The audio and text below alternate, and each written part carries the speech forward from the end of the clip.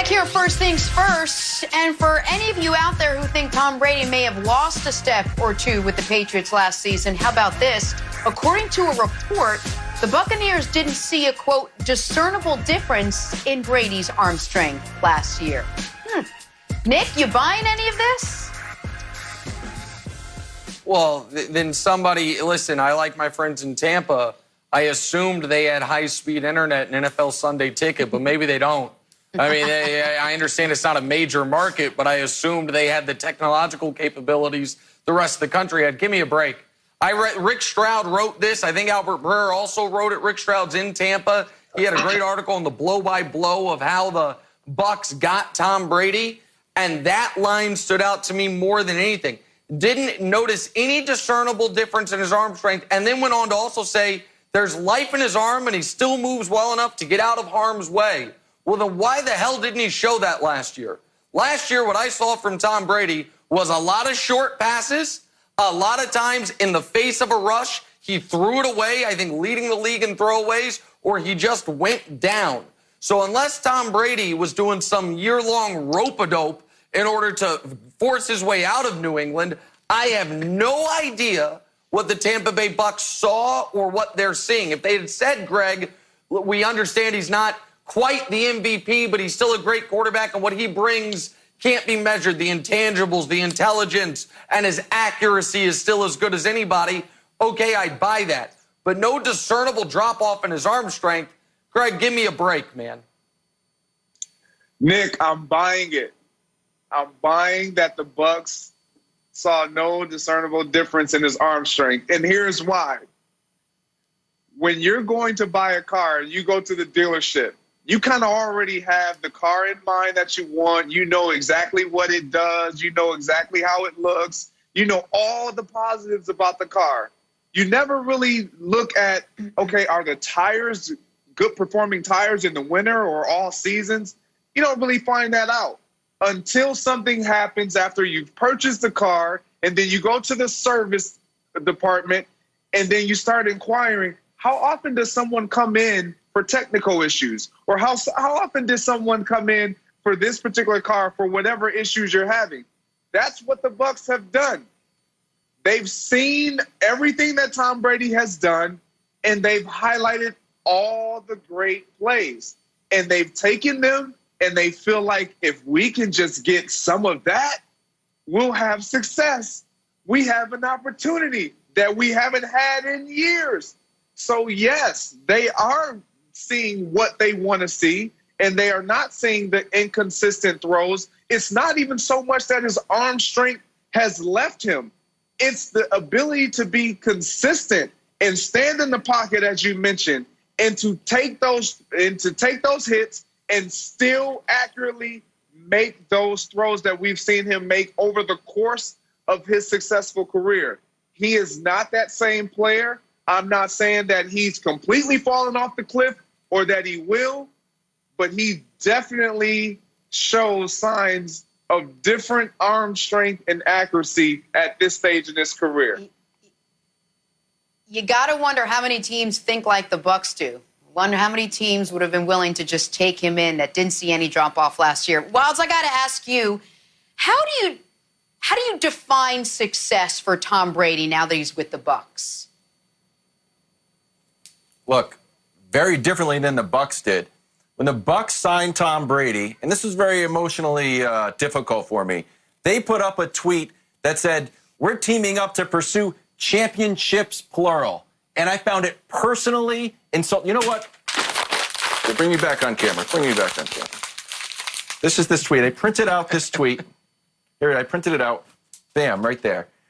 Bucs, slow down. You're still the... Now I'm getting mad again, Nick. Slow down. You're the Bucs, okay? Since you came in the league in 1976. Out of the 4 major sports, you know who was the worst winning percentage? The Bucs. And now you're talking about multiple championships. You signed the guy for a 2-year deal. Now you're going to do back-to-back championships? Now it's like rising. My Tom Brady, missing Tom Brady's rising up again, Nick. I apologize. Fire it up again. Nick, would you define it the same way, but perhaps a little less emotion? Yeah, Yeah, well, listen, the idea that Tampa is a championship contending team now, I think, is lunacy.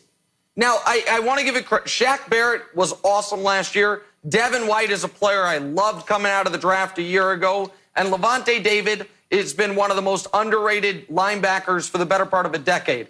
They have 3 excellent defenders. They might bring Sue back, and we know what the weapons are. But they still were a mediocre team last season.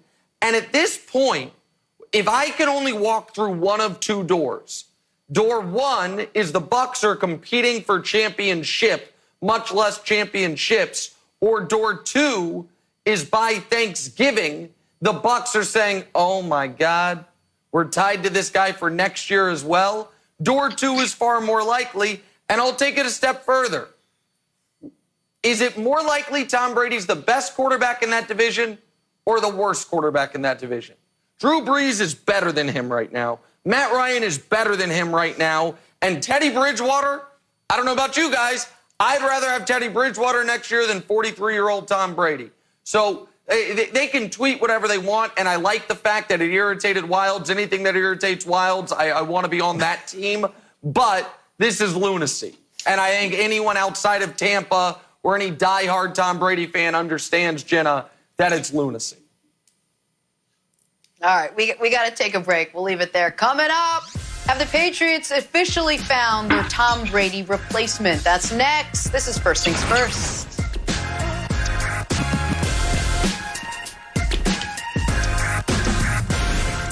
Back here, First Things First. So what do you do if you're the Patriots and you just lost Tom Brady?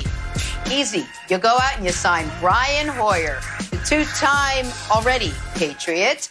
Well, Sunday they went out and they did just that, bringing in Hoyer. And get this, Hoyer's agent says that he will be competing for the starting job on the Patriots with second-year quarterback Jarrett Stidham.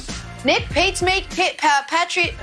Let's also call them the Patriots because that's what other people call them. They making the right call here, going with Stidham and Hoyer?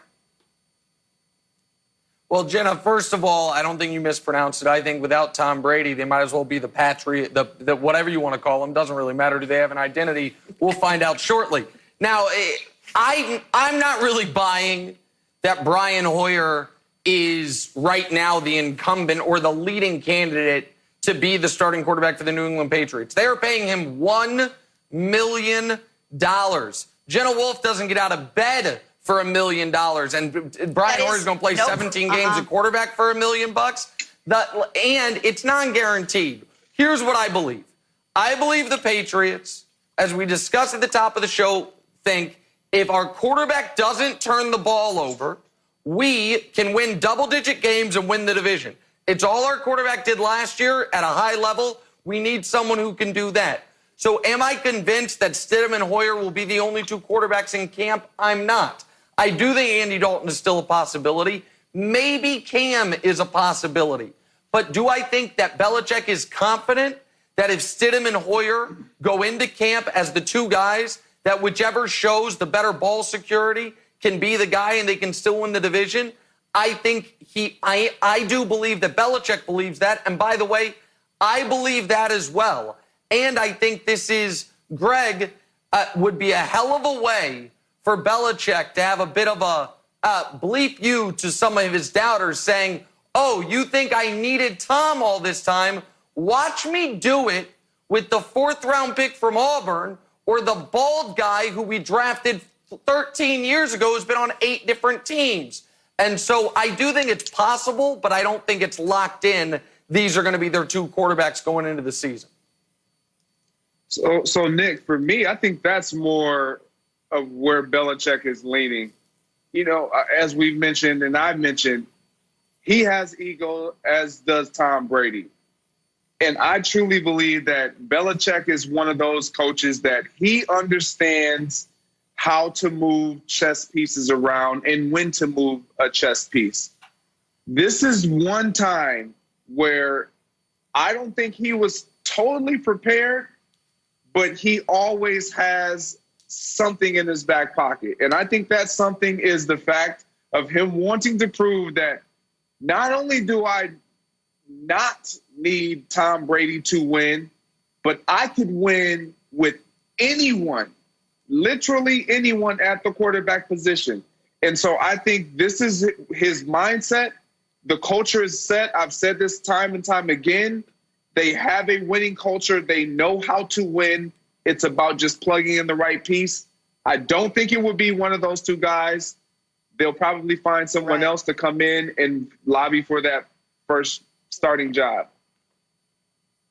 Wilds, we don't have much time left. You are our resident Patriots fan. How would you feel about Stidham and Hoyer? Well, I would feel great because Bill Belichick is my quarterback. Whoever he puts out there, I know that he's the brain power behind him, and I think he's taken a page out of Nick Saban's book. Jalen, Tua, A.J. McCarron twice, Greg McElroy, and Matt Mock. Saban won championships with all of them. I think we're okay. All right, that's it for us. I think I speak for everyone when I say it is good.